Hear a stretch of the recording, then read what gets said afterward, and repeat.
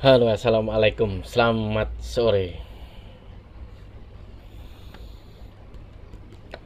Lagi nyantai. Ini masih saja ada orang-orang ya apa ya? Ya bisa dibilang dia sedang membersihkan nama baiknya karena kata-katanya dia sendiri dengan mengklaim copyright dan lain sebagainya ke YouTuber lainnya. Itu ada. Hari ini saya juga tahu ada 1-2 YouTuber yang kena klaim hak cipta karena mengambil video dari channel mereka. Padahal itu video juga dari kata-katanya mereka, lalu di roasting itulah, di review. Ya harusnya kalau misalkan berani buat video di internet, misalkan di roasting orang juga nggak masalah harusnya. Kalau nggak mau di review atau apa ya bisa dibilang kekurangannya, keburukannya, kejelekannya tidak dikritik agar aman, tidak dibanting lah karena dia salah kata. Ya harusnya lebih berhati-hati, kan begitu harusnya, rumusnya kan itu.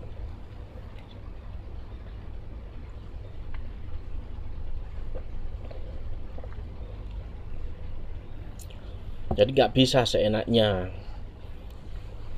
ngomong ngalor ngidul lalu misalkan mau tidak kena review orang.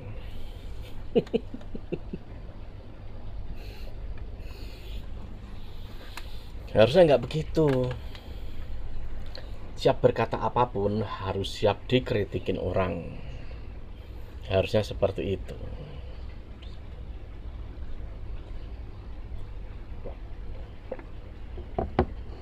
Lalu main klaim hak cipta, ya sah-sah saja urusan mereka itu. Tapi kalau dari segi etik, sesama YouTuber misalkan, memang nggak pas. Itu menandakan apa? Kepanikan, kekalutan. Simpel kok. Jika tidak mau direview orang, di roasting orang, hati-hati dengan kata-katanya sendiri. Kan di situ harusnya. Jangan berpikir ini mulut-mulut gue, ini congor-congor gue, samu memaki, memisuh, mau apa saja. Ini congor dan mulut gue, nggak bisa begitu. Ini alam medsos tonton orang banyak kok. Ditonton orang banyak, makanya hati-hati. Ada lagi orang misalkan dia ngaji kitab, dia salah. Harusnya agar gak salah ya pelajari dulu. Pelajari dulu agar tidak dipermalukan orang. Lalu marah saat misalkan kesalahannya itu di odek-odek orang di dunia maya juga. Yang begini nih harusnya orang yang apa ya, yang belum siap di internet. Intinya jangan asal gitu loh.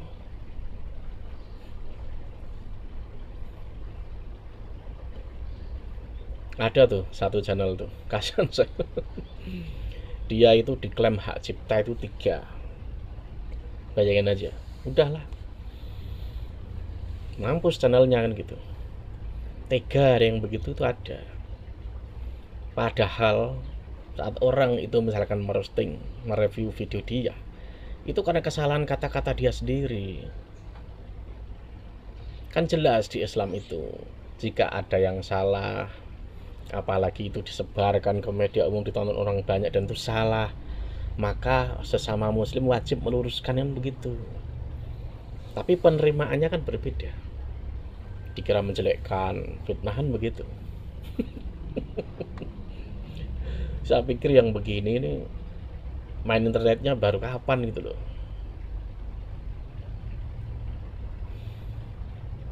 Ya itulah yang terjadi. Kali-kali youtuber agama geopolitik itu ya begitu. Ada lagi orang itu, oh youtuber itu hanya berceloteh mudah. Kalau mudah sampean itu silahkan buat YouTube. Kalau mau merasakan repotnya lah, kalau punya asisten editing sendiri, editing orang lain, dia hanya tampil di depan kamera, ya enak. Coba kalau semuanya sendiri, beda. Anda nyari bahan banyak lah.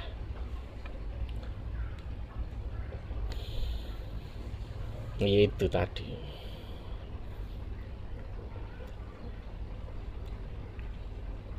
Ada juga yang dia itu mungkin orang lihatnya tuh turunan nabi lah, tapi gaya-gayanya dia maunya apa, popularitasnya tuh diakui orang banyak, bergaya kayak seleb.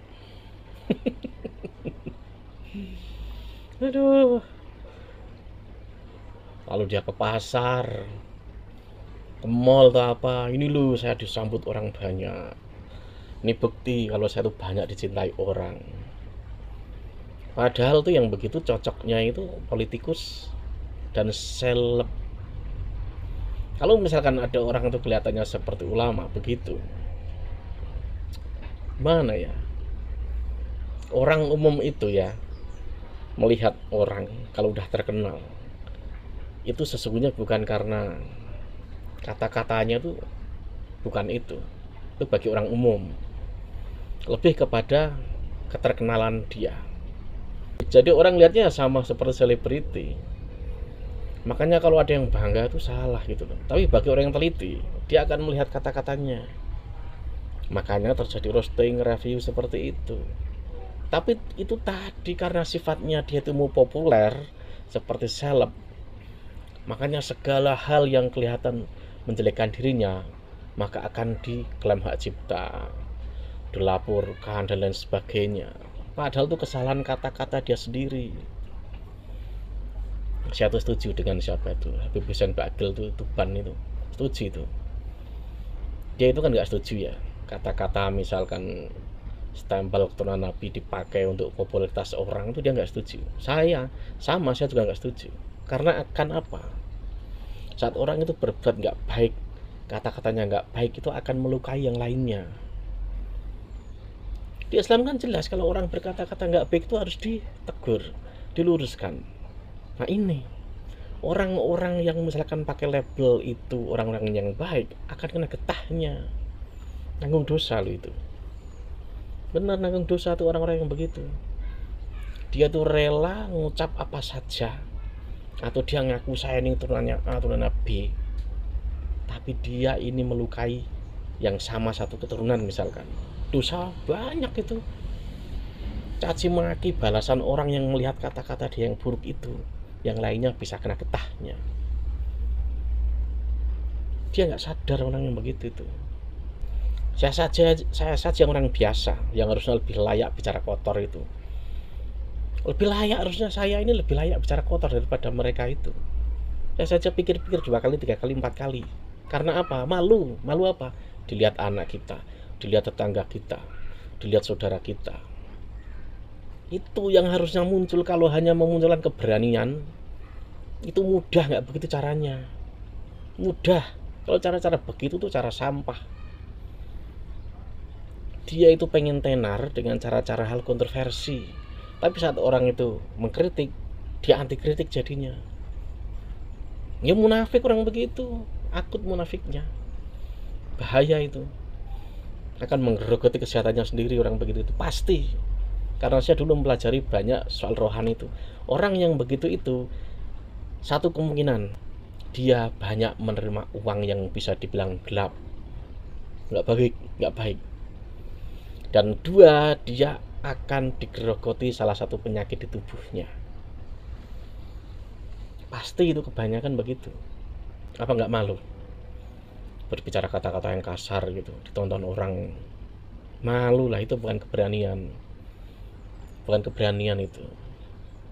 Keberanian tidak di situ.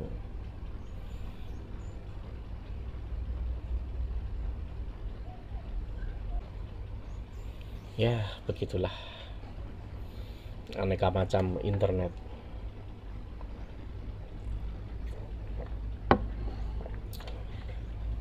Sampai sini. Selamat sore. Wassalam.